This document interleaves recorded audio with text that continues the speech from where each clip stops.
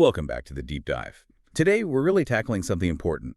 How to build an effective skincare routine if you have sensitive skin. Yeah. One that doesn't cause more problems. Apparently this affects, like 50, even 60% of adults in the U.S.?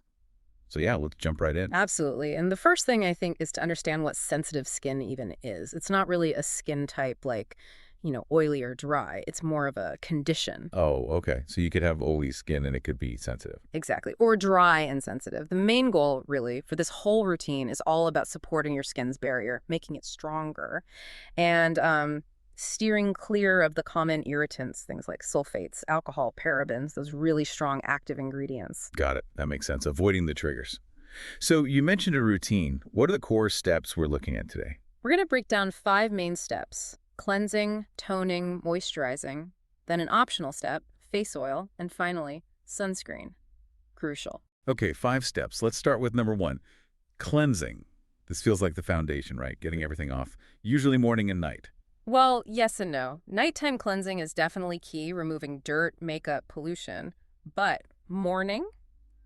Maybe not always necessary for sensitive skin. Sometimes just a splash of water is enough. Over-cleansing can be irritating too.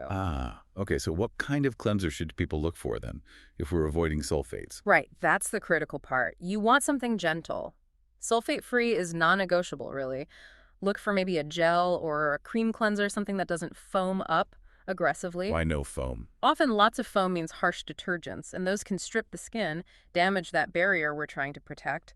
Instead, look for cleansers with soothing things in them, like aloe vera maybe, or honey. No harsh acids either. Gentle is the key word. Gentle, sulfate-free, maybe less foam. Got it. Yeah. So after cleansing, what's next? Step 2. Step 2 is toning. And for sensitive skin, this isn't about harsh astringents like we might remember from, years ago. Right, those alcohol-heavy ones. Exactly. Avoid those. Here, toning is about adding back some gentle hydration and helping to balance the skin's pH level after cleansing. So what ingredients should we look for in a toner? Think soothing and hydrating. Things like aloe vera again, rose water, maybe calendula oil or hyaluronic acid are all great options. And apply it gently, maybe spray it on or use a cotton pad, but don't scrub your skin with it. Just a gentle swipe. Gentle swipe, makes sense. Yeah. Okay, step 3, moisturizing. This sounds really important for that barrier support you mentioned. It's absolutely essential. If your barrier is compromised, that's when you get the irritation, the redness, the stinging.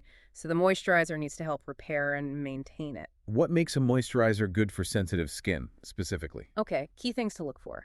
Hypoallergenic, definitely fragrance-free. Fragrance is a huge irritant and non-comedogenic. That just means it won't clog your pores. Okay. And ingredients? Yeah. Anything specific? Yes. Look for ingredients like ceramides. They're like the cement between your skin cells, really help rebuild the barrier. Hyaluronic acid is great for hydration too, and maybe chamomile for soothing.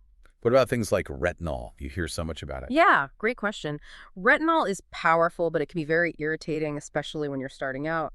It speeds up cell turnover, causes flaking. Generally, it's just too much for sensitive skin. Best to avoid it or use it very cautiously under guidance. Stick with the calming stuff. Good to know. Steer clear. Mm-hmm. Okay, step 4 you said was optional. Face oils. Right. Optional, but potentially really beneficial, particularly if your sensitive skin is also on the dry side, or maybe combination. It just adds an extra layer of protection and moisture. When would you use it? And what kind? Best used at night, I'd say. Just a few drops, maybe 2 or 3, pat it on after your moisturizer. You want oils that are non-comedogenic and similar to your skin's natural oils. Things like jojoba oil, rosehip oil, or argan oil are usually good bets. They're often rich in fatty acids, which are great for overnight barrier support. Okay, a little extra boost at night. Makes sense. And that brings us to the final step, step 5, sunscreen. Always important, but maybe even more so for sensitive skin. Crucial. Daily SPF is non-negotiable for everyone, but sensitive skin is often more susceptible to sun damage and irritation from UV rays. So any specific type of sunscreen? Yes, and this is probably the most important takeaway for sunscreen and sensitive skin. Go for mineral sunscreens, also called physical sunscreens. Mineral. Why mineral? Because they work differently. Mineral sunscreens use ingredients like zinc oxide or titanium dioxide, and they basically sit on top of your skin, forming a physical barrier that blocks UV rays. Chemical sunscreens, on the other hand, absorb into the skin and convert UV light into heat. That chemical reaction itself can be irritating for sensitive types. Ah, I see. So mineral sits on top, less likely to cause a reaction. Makes sense. And SPF level. Always broad spectrum, meaning it protects against UVA and UVB rays in SPF 30 or higher, every single day, even if it's cloudy. Right. Every day.